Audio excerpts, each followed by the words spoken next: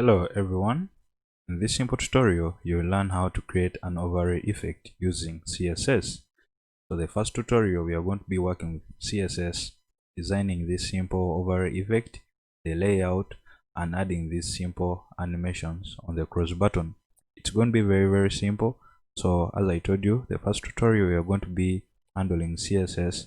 Then in the next video that I'll be creating, we shall be adding some simple JavaScript that will enable us to close and open that overlay, having that simple fade-in animation. It's going to be very simple. Stick around if you are interested. So I have a simple folder that I created. It's called overlay, and inside this folder I just have two files, index.html and style.css. I'm going to open this in your favorite text editor, any text editor that you'll be using, so long as it will enable you to write the code that you'll be writing. So I'm going to open this in Visual Studio Code. That's what I'm going to be using for this tutorial, but you can use in Sublime Text, Windows Notepad, stuff like that. So I'm going to open this in Visual Studio Code. So I'll write code dot. So we are telling this to open in the current directory that we are in, which is overlay. Give it some time and you will open up the file. Oh,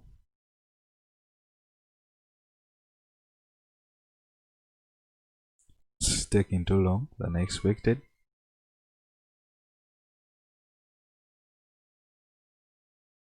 Wow, forgive me for that. So this is the file. We're just having some fake text because I want you to see the effect like here. So I went ahead and put some fake text in index.html, and then there is style.css, and right now we have nothing in this file, so it's empty. That's where we're going to start from. So I went ahead and I linked that style.css file in the head section of this file. Then you can write the code that I'm going to write either at the top or at the bottom, but I prefer putting these overlay effects at the bottom of the page, so they will be the last elements to be loaded when the browser is rendering things in the browser, stuff like that. Then what you are going to do, going to scroll up. So we are going to create a simple div with the class of overlay. So these classes are user defined, but if you want to follow up with the tutorial, then write the same names that I'll be writing. So we are creating a div with the class of overlay, and inside this div we are going to have another child div, or the inner div, that's going to have a class of info, and this is what is housing the content. Then inside this I'm going to create a simple div with the class of close, and I'm going to use some HTML entity. So this button that you're seeing here, it's an HTML entity of ampersand times. So let me open this in the browser so that you see what you are writing right now, but just know this ampersand, sorry, let me put here semicolon, so it has to turn that into that color. So they will give us this simple X that you're seeing here. Let me zoom in. Wow, let me try to zoom in. So the X that you're seeing here at the bottom, I don't know if you can see that, but there is some X here. Then let me reset back to 100. So this is what it does. It creates that terms or close button icon. Then inside here I'm just going to put some h2, and I'm going to write the channel name, Oston code Cypher. That's what we are having. Then a simple paragraph that's going to be this.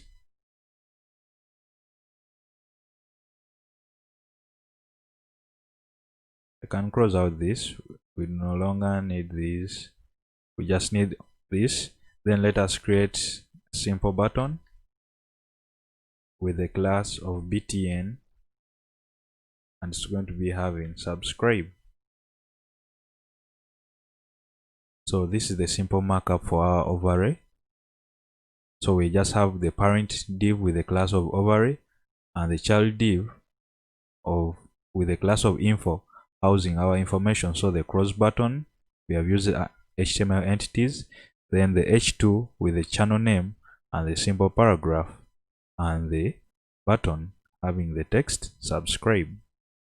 Now let's head over to our style.css file. As I told you the first tutorial, we are creating this effect using CSS. So I'm going to start with the body, targeting the body. I'm going to remove all the margin and padding. So margin 0. You can see we have removed the margin. Then also let us remove the padding. Or non-10 0. And then remove the padding. Now let us target this div with the class of container. So I want to leave some fixed width on both sides or margin, and to do that I'm going to target that class of container that is housing the content. I'm going to set its max width to 80%. Max width 80%. Wow, non $sign. 80%, and then I want to center it. So margin, I'm going to give it 0 auto, and this is how the content will be looking like. Let me just leave some margin top. Margin top, and I'm going to set it to 20 pixels. So they have left some 20 pixels at the top. So as I told you, this is going to be our overlay content. So right now it's at the bottom, and to do that, to start styling our overlay, we are going to target this div. Remember, the parent div has this class of overlay, and that's what we are going to target right now. So class, we put a dot, then overlay, and it's going to take up the full width of the browser. So width, it's going to be 100%. Remember, don't place it in between this div with the class of container.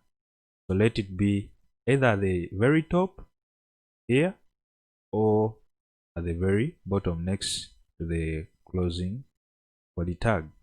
So it's going to be 100%. Then also its height will be 100% of that viewport height. So right now you won't see anything.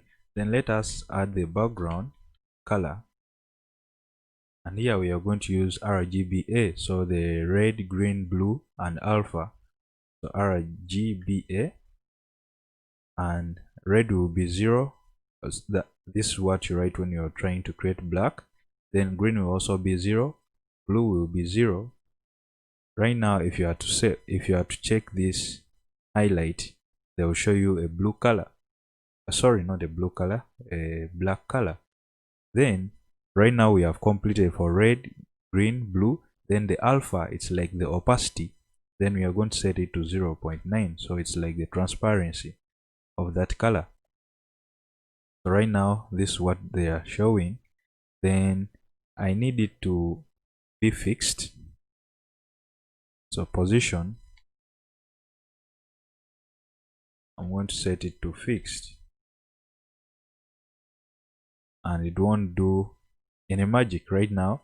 So we are going to set its top to 0. So every position, let's say top, right, left, stuff like that, and the bottom it will be 0. So I'm going to say at the top, make this 0, so it will go at the top. Then also let us put every direction 0. Then right will be also 0.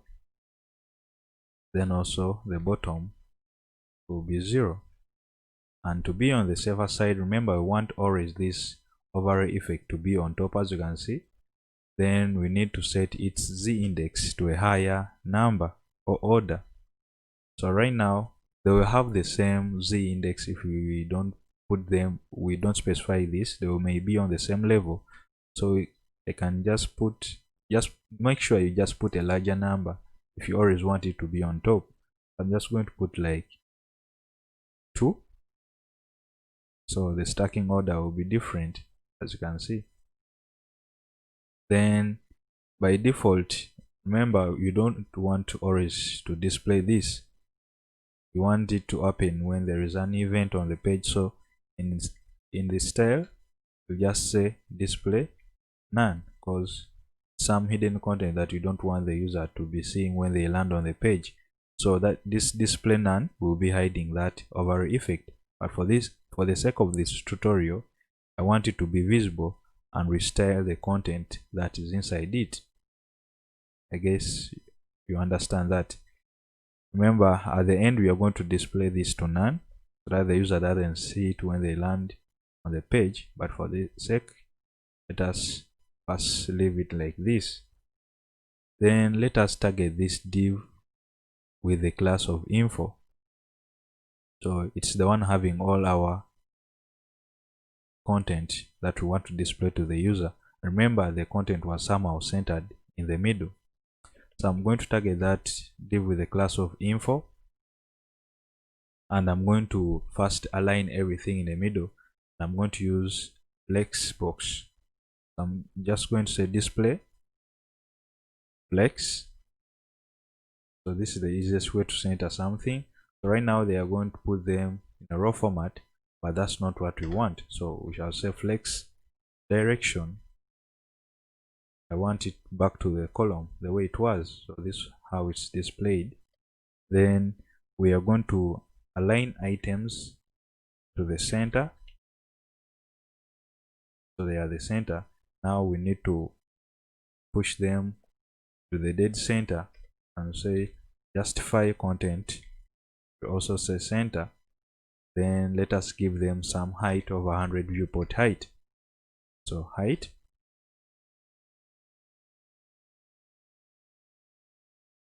and we say 100 viewport height, and they will be now right in the center. Very, very simple. Now let us target our h2 info. h2, remember it is the channel name. I'm just going to remove the margin at the bottom. I'm going to say 0. And you know what I'm going to do?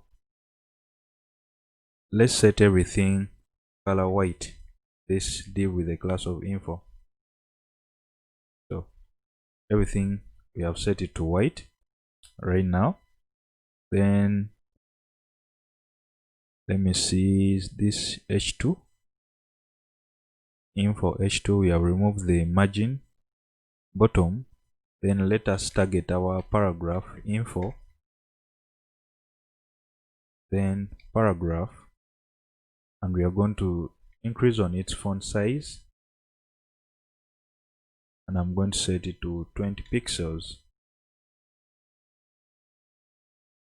So that's how it is presented on the page. Then let us work on our close button. Remember, it was placed on this side at the top right hand side. Then to do that, we are just going to select the class of close. Remember, it has this class of close. So close, and we are going to set its position to absolute so that we can move it around the page. Absolute. Then we are going to say top 0. So it's going to be pressed here at the top. Then I'm going to say right 0, and it will be pushed at the right. I don't know if you can see it right now on the screen. but this way it is placed at. Then I'm just going to give it some simple margin around it. So margin, and where it's clockwise, so at the top 20 pixels, then on the right 20 pixels, then at the bottom 0, and on the left hand side 0. So, and it will be pushed.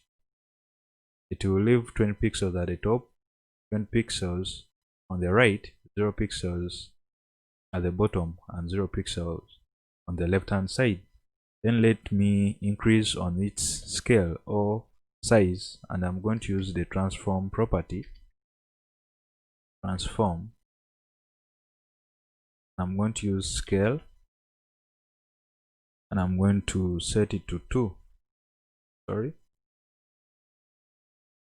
And this is how it will be looking like. So I have just increased on its scale. Very simple. So on hover, as you saw when the user was hovering on this icon, it was rotating. So I'm just going to say close class, then passing this pseudo select of hover. So when the user hovers over this, then we are going to set its color to this simple teal color. So I have some hexadecimal code here, 0079 6B. So it's some teal color. So when the person hovers over that, it turns into that simple teal color. Then also the cursor will be pointer. See? Then what we need to do, we need to scale it. As you saw, it was rotating and also increasing on its scale. Then I'm going to use the transform property again. I'm going to say scale. Well, scale to 3 and rotate 360 degrees and 30. So we can use this transform property to pass in this scale function and the rotate function at once. As you can see right now, you cannot see it. Let me just add a simple transition on this. Close class. So transition, I'm going to set it to all, take 0.6 seconds, then ease in.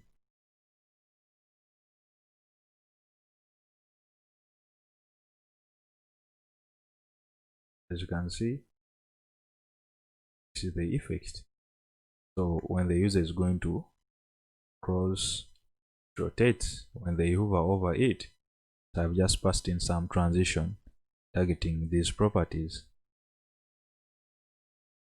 Then let me set some simple stylings for the buttons. So remember, it has a class of btn. I'm going to set its background color still to this hexadecimal value. I wish I put it in some root CSS variables, but I'm just going to type it again. Then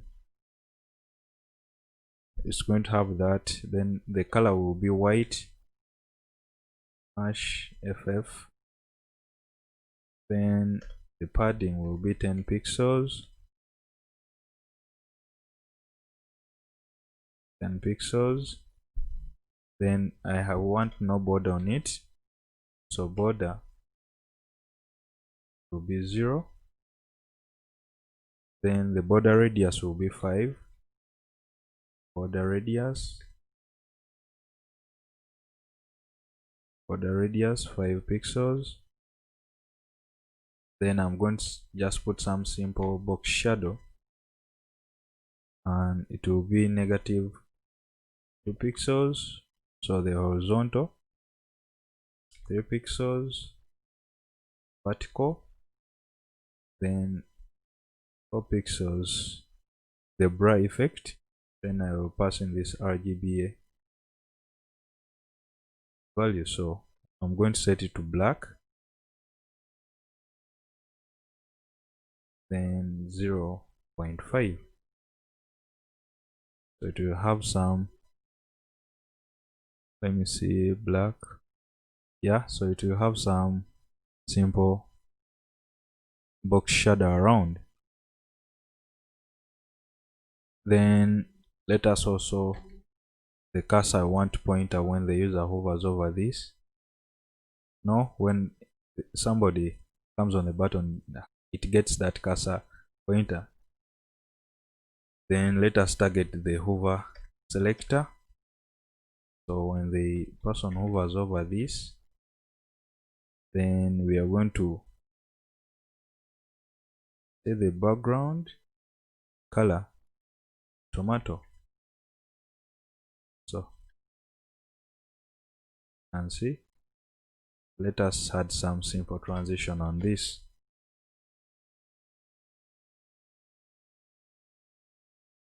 Let me add it on this transition. Then it's going to be the background color, because it's the property that I want to act on. Then it will take 0.5 seconds, and it will be some ease in out. That's the timing function.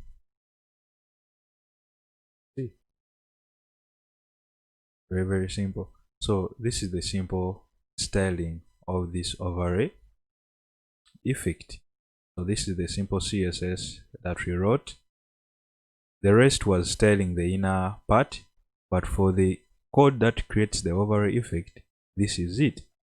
So it creates this simple effect. This is the code that you need to write to get that overlay effect. So the rest of the code that I have written below is just to style these elements, the animations, but for the sake of the overlay, this is the simple code that you need to write. Then, as I told you, when the user lands on the page, you don't want them to see this, so we set it to display none when they land on the page. So in the next tutorial, when we are handling the JavaScript, we are going to add a simple button in this content, so when the user clicks it, it displays the overlay. But right now, we set it to none. So guys, if this tutorial was useful to you, make sure you subscribe to the channel, like the video, and I'm going to see you in the next tutorials when we are adding JavaScript. Peace.